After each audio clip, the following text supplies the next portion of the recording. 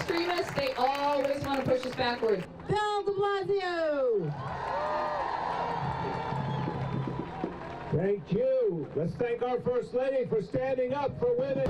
But in some other states, we see these bans that try and take away rights that were fought for so long. I have a simple message to those legislators who think they can turn back the clock. Let's just tell them this. Hands off. Hands off the bodies of women. Hands off the rights of women. Do you agree? Say hands off. Hands off. Hands off. Let us praise. Let us embrace Planned Parenthood. Thank you. We feel pain for the women who will suffer because of these new laws. We know women will suffer. Women will die because these laws were passed. And that shouldn't happen in our America. But we know what the future will be as well, because the American people in the end will support the freedom of this majority that is the women of this country.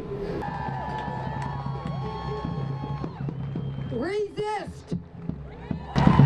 So people talk about, well, it's only doctors that are committing a crime if they commit an abortion, 99 years in prison in Alabama if a doctor is convicted of performing an abortion. But the truth is, the victims are the women and the girls who have to get a back alley abortion and who are going to be left to die. It was our women's Vietnam. Won't go back. Won't go back. Won't go back. No hate, no fear. It's a terrifying experience for a young person, and if you need an abortion and it's not a legal one, it's a horrible thing to have to go and get one. Our family. The National Network of Abortion Funds points out that everyone loves someone who's had an abortion. Good sign over there.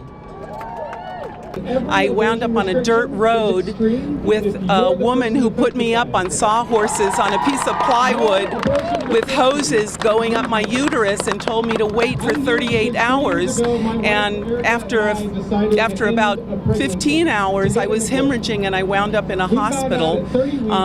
And police officers. And you're afraid that that story could repeat itself?